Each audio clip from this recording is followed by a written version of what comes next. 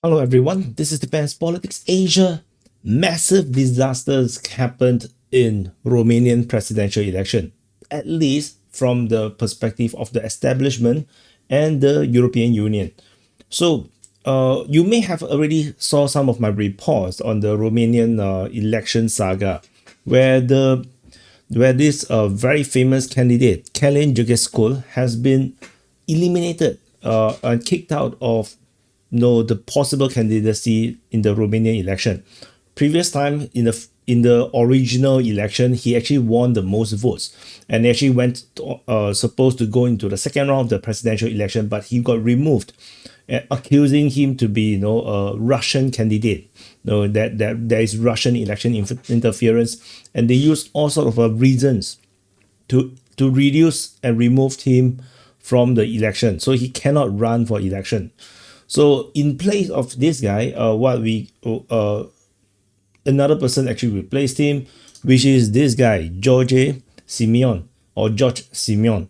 So this guy actually became the candidate in place of Călin Georgescu. In fact, when they went to the election booth, they actually voted together. They actually took photo and voted together, and basically making a statement.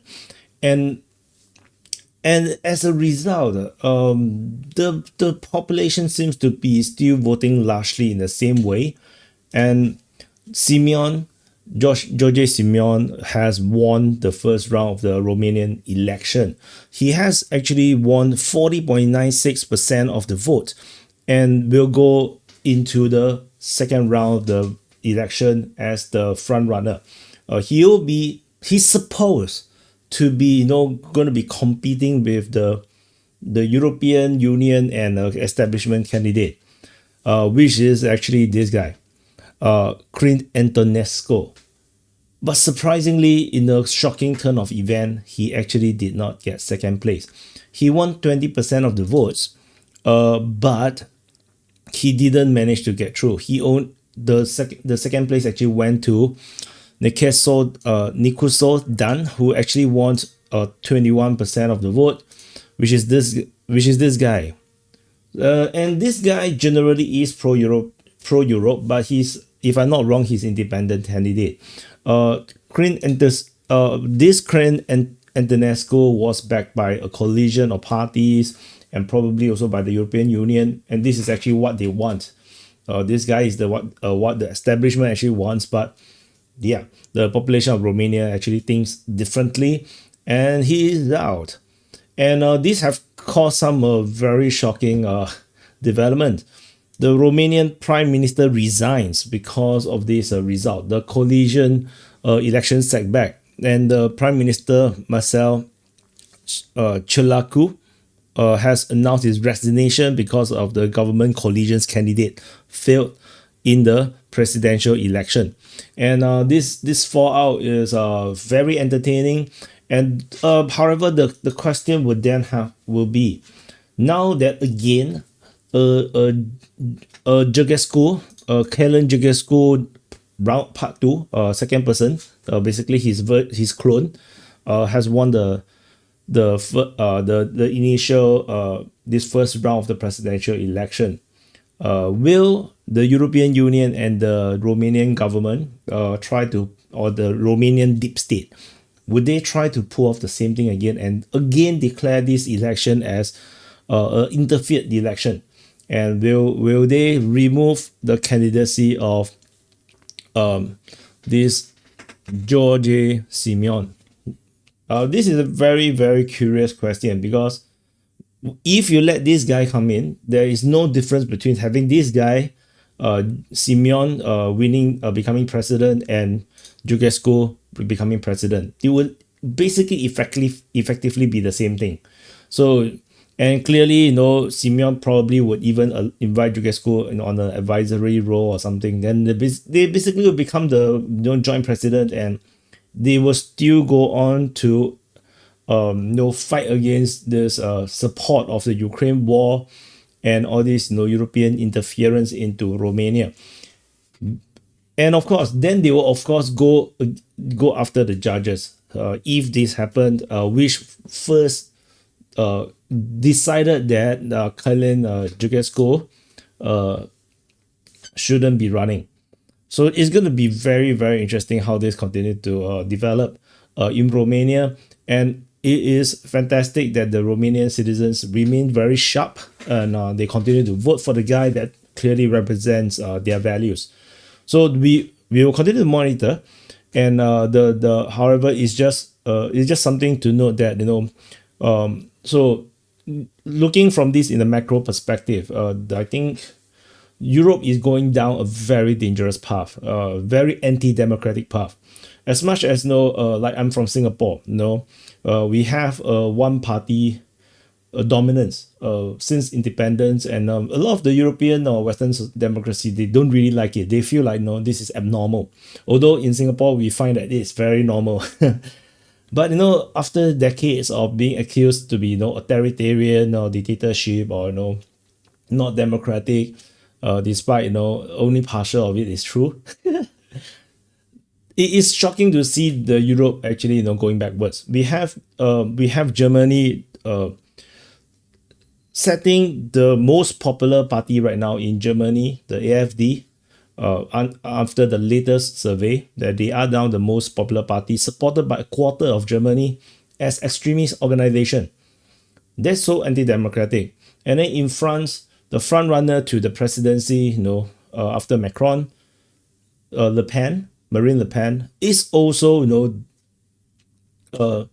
just like Călin Georgescu, basically removed from possible running of in the future presidential election.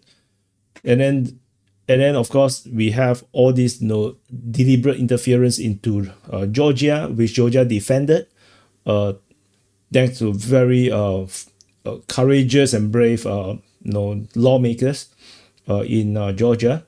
So now we have Romania, which they did this to Georgescu.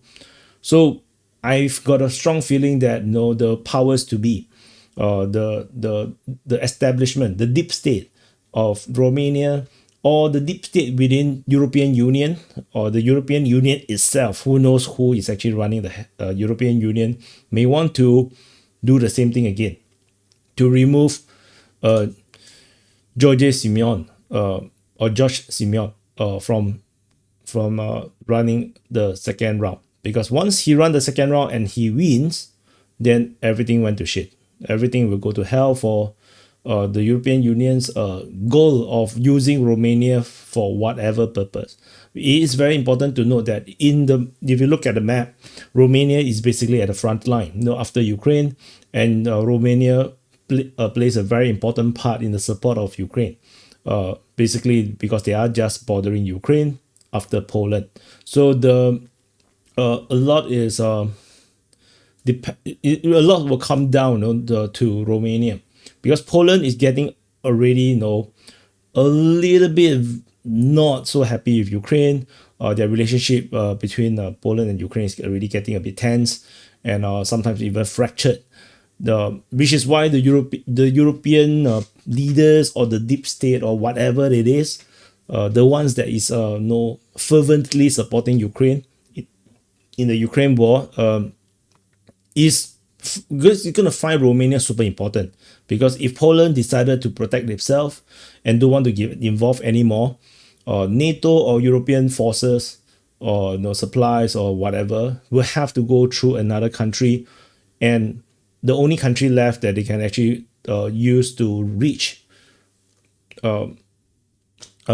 Ukraine would be Romania, of course with the help of Moldova, which is also another place where they are attacking the oppositions. So very very interesting development, and this national wave is likely to continue. A nationalist wave is likely to continue all around the world. It presents in different manner. Like in the past week, we have 3 different elections in Canada, Singapore, and Australia, and all incumbents have actually won the election, including the Justin Trudeau's Liberals, which even though Justin Trudeau is no longer running, the Liberal government continued to stay. In Singapore, the ruling party, the People's Action Party, actually get a strong mandate.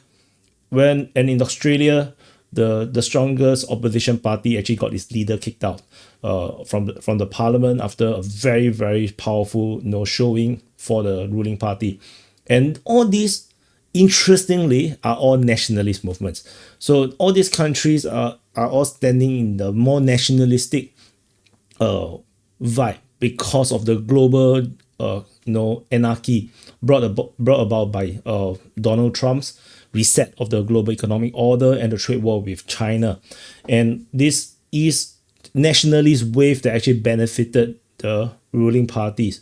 But in Romania, in Europe, it's kind of a little bit weird because the nationalists are the ones that is now being attacked by the pro-Euro factions. And we shall see how this continues to play out. Like, for example, in Georgia, the nationalists took power, and they have protected their own interests and decided to work closer with Russia rather than with Europe, which geographically makes more sense because Russia is the direct neighbor. Working with Europe is a big headache. But in Romania, of course, they are basically more connected to the European Union, and the European powers. Yeah, the influence is much more stronger. However, we're still seeing this same nationalist movement, this wave, sweeping across the world, and we shall see whether this will lead to any change. We have already some fracture within European Union with Hungary, Italy, Serbia, Slovakia starting to go against Ukraine, or at least go against European Union, trying to stake out their own foreign affairs and foreign diplomacy away from the European Union standing, which is of course not to the happiness of European Union. And if Romania have a very nationalistic and pro-logic Romanian president, who knows if Romania may also start to become more and more like Serbia and Slovakia and Hungary. That is always possible. And an election of this nationalist president will have a strong implication to their parliamentary election, and I think that will really flip Romania towards a more anti-Ukraine or pro-Russia or neutral stance, like what Hungary and Slovakia is currently standing. So anyway, just a update on this situation. And this is a totally new format. I want to see how this goes. I need to do a little bit of editing, but we can't do the same thing and expect different results. So let's see how this goes. Thank you for watching. Press the like button, subscribe. We are still under the attack of the YouTube algo army, and they are continuing to take out our subscribers. One by one, people are getting unsubscribed without them knowing. So there must be some kind of YouTube algo sniper that is sniping our subscribers. So check your subscription button, make sure that you are still subscribed, and I'll see you guys in the next update.